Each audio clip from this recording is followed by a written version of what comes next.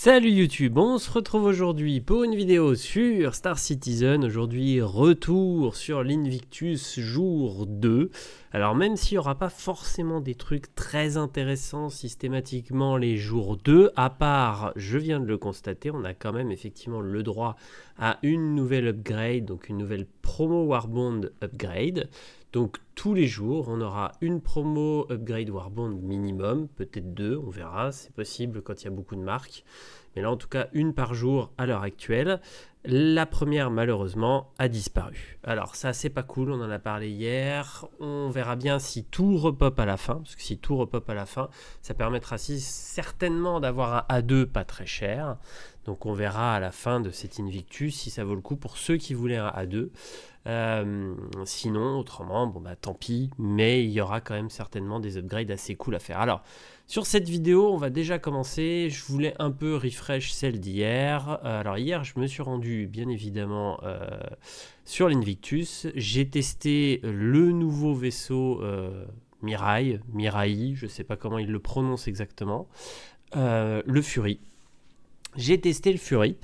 Bon, vous aviez déjà une idée un peu de ce que je pensais de ce Fury, donc on va aller sur la page parce que la page du Fury est vraiment belle.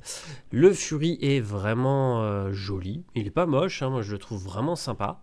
Il a de la gueule, il se pilote, voilà, ça se pilote bien. Après par contre ça prend les rafales de vent, faut être très clair là-dessus, mais ça se pilote bien. Par contre c'est de la merde. Voilà, je vous donne mon avis franc. Direct, sincère, j'ai joué plus d'une heure avec, je me suis baladé, alors déjà ça a très peu de carburant, donc vous irez pas très loin avec, soyons très clairs. J'ai fait un peu le con moi autour d'Area 18, je me suis perdu parce que bah, forcément il n'y a pas de quantum, donc pour marquer un point, retrouver son chemin c'est un peu chiant. Mais par contre clairement il n'y a pas assez de carburant, donc on est sur un vaisseau qui va être, moi j'appelle ça vraiment un essaim, c'est-à-dire que voilà, le principe c'est pour ça qu'ils en vendent en gros package, mais du coup je trouve ça un peu con quand même d'en acheter d'un coup autant, à moins d'avoir une grosse corpo, sinon c'est un peu bizarre. Mais en tout cas, oui, c'est le principe, c'est de le jouer en essaim.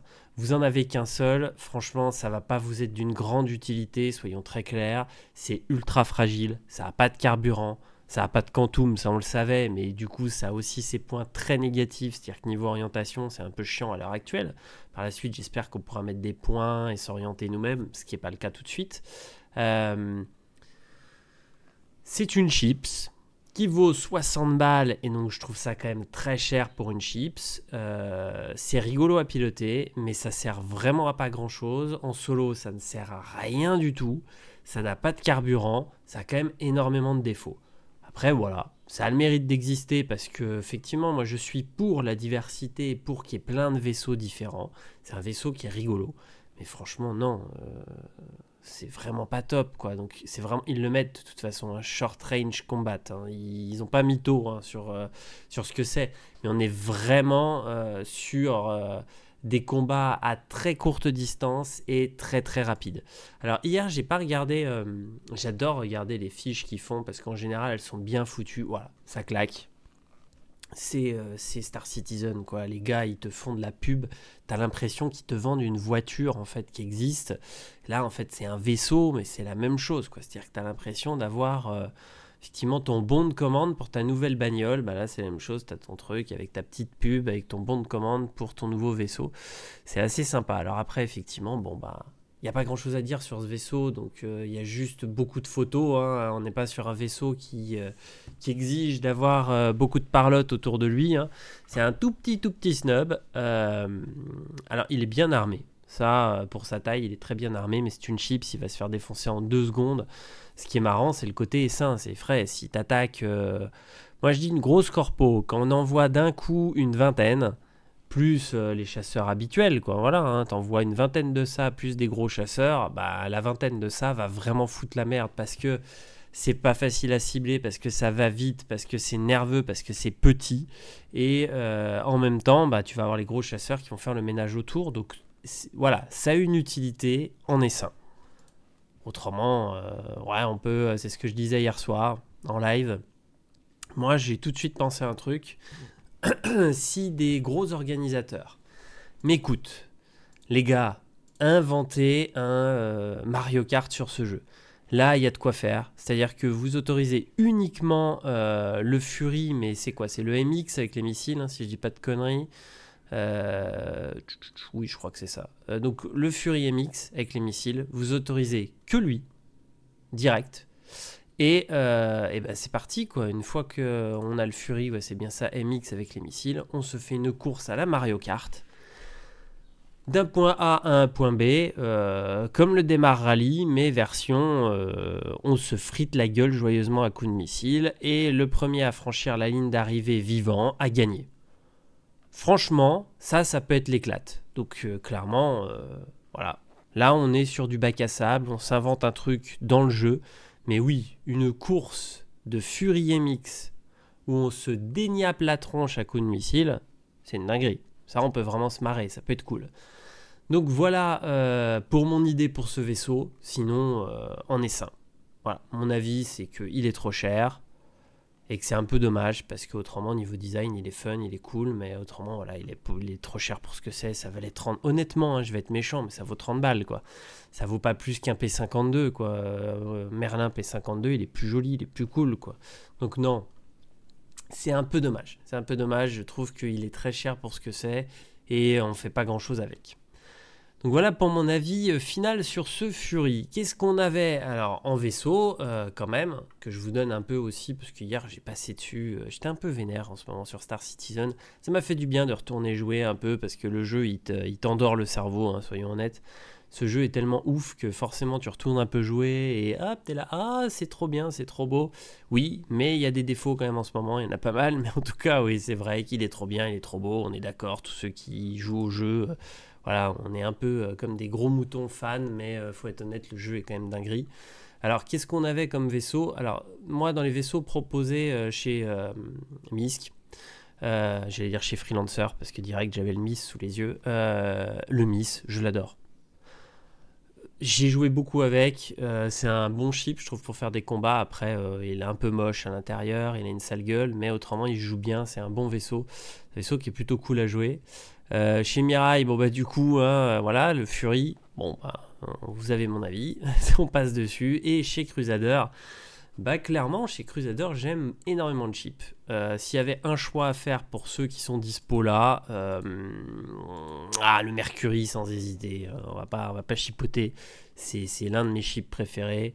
Donc le Mercury, après j'adore le C2. D'ailleurs ça sera je sais pas si je garderai pas un C2 ou si j'irai jusqu'au 600i comme je vous l'ai déjà expliqué, parce que j'ai mon upgrade 600i Explo qui est prête, je l'ai jamais appliqué, on passe par le C2 entre temps. Peut-être qu'au final je resterai sur le C2 parce que j'adore ce chip et je verrai.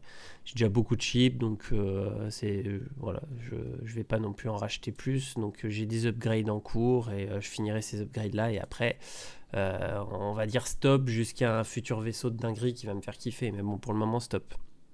Donc ouais, le Mercury. Et ça tombe bien parce que le Mercury, qu'est-ce qui se passe aujourd'hui? C'est le chip upgrade.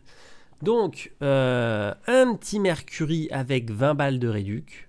Je vous le dis direct, hein, il est là. Hop, petit Mercury, 20 balles de réduc. Il n'y a pas photo, hein, c'est cool. C'est vraiment très très cool. Je voulais donc rassurer aussi les gens sur l'histoire de l'assurance. Je vais vous montrer après. Je vais essayer d'aller ouvrir un truc sur mon compte, mais sans montrer les infos de mon compte. Donc... je vais faire un cut sur la vidéo, mais je vous montrerai qu'on peut avoir des vaisseaux avec effectivement plein d'assurances sur le même vaisseau parce qu'on a fait des upgrades et qu'on a eu des 120 mois en plus de la LTI de départ.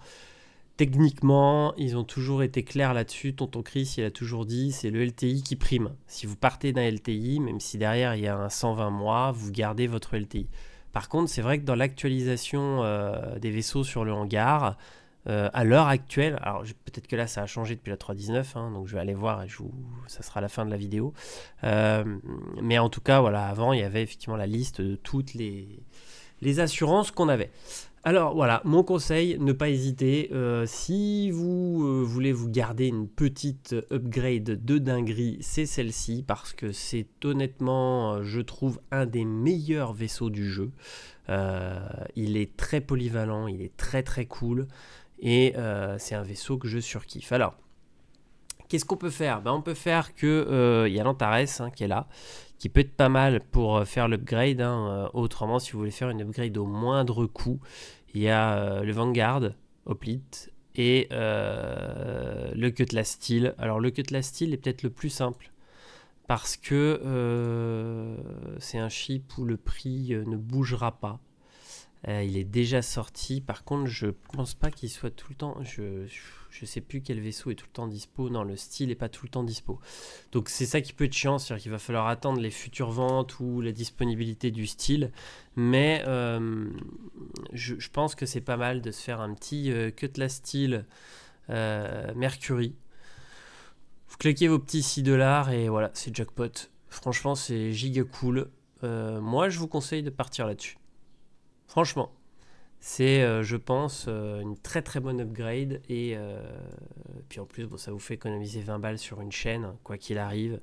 Il y a beaucoup de chaînes qui passent par le Mercury, donc c'est pas déconnant. Mais voilà, pour le Mercury, très très bon deal. On a perdu, on disait, donc celle du A2, malheureusement. Pas de bol. On verra à la fin de cette Invictus si on les récupère toutes. Mais en tout cas, la A2 a disparu. On va finir sur mon hangar pour vous montrer pour les assurances. Donc voilà de ce que je vous parlais pour les assurances. J'ai eu une demande en commentaire et je trouvais que c'était intéressant de montrer ça. Donc quand on a un gros game package, c'est ce que j'avais pris un des game packages quand je suis passé concierge. Que j'ai fait une super affaire à l'époque, il était pas cher et il a vachement augmenté de prix et c'est là-dessus que j'ai fait tous mes gros chips. On le voit, Polaris, Perseus, j'ai le Merchantman, je dois avoir, non j'ai pas le Karak qui est dessus, mais voilà, j'ai beaucoup de chips, gros chips sur ce game package, donc que je ne vendrai jamais, sinon je perdrais énormément parce que en store crédit il vaut rien quasiment, alors que j'ai des vaisseaux de dinguerie dessus. Donc on voit tous les cumuls, donc on voit que le mec quand même a fait... le gars a charbonné les upgrades, parce que effectivement il y a des upgrades qui vous donnent pas d'assurance, donc j'ai fait énormément d'upgrades pour arriver sur ces vaisseaux-là pour pas très cher, donc, mais il y a toutes les upgrades des ventes anniversaires, donc toutes les upgrades Warbond qui se sont accumulées, donc on le voit, j'ai 120 mois, 120 mois, 120 mois, 120 mois, 120 mois, 120 mois, encore un 120 mois ici, un lifetime et un deuxième lifetime, parce que il y a un moment où j'ai upgrade sur un chip qui était aussi en lifetime, donc le lifetime apparaît sur le game package et en même temps j'ai le premier lifetime dessus. Techniquement, ce qui devrait se passer à la sortie du jeu ou avant, le jour où en fait ils referont un truc propre sur le hangar, toutes les assurances que j'ai eues qui en cumul là vont disparaître. Il ne restera que la première que j'avais, le lifetime sur tous les vaisseaux qui étaient donc dans ce game package, car dans ce game package, tous les vaisseaux avaient une assurance à vie.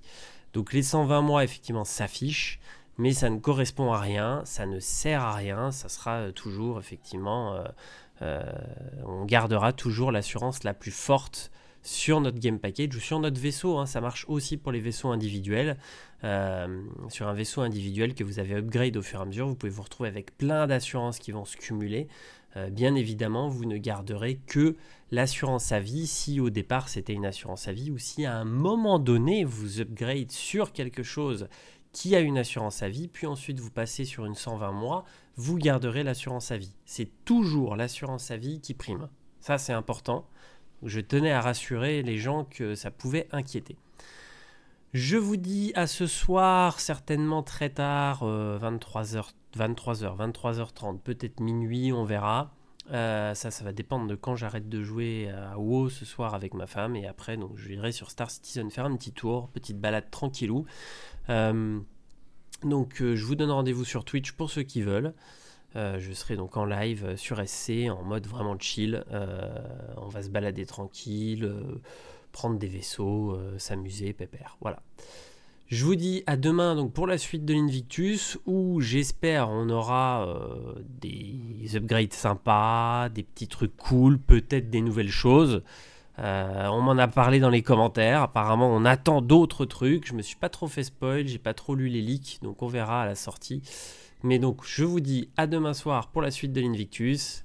Salut tout le monde!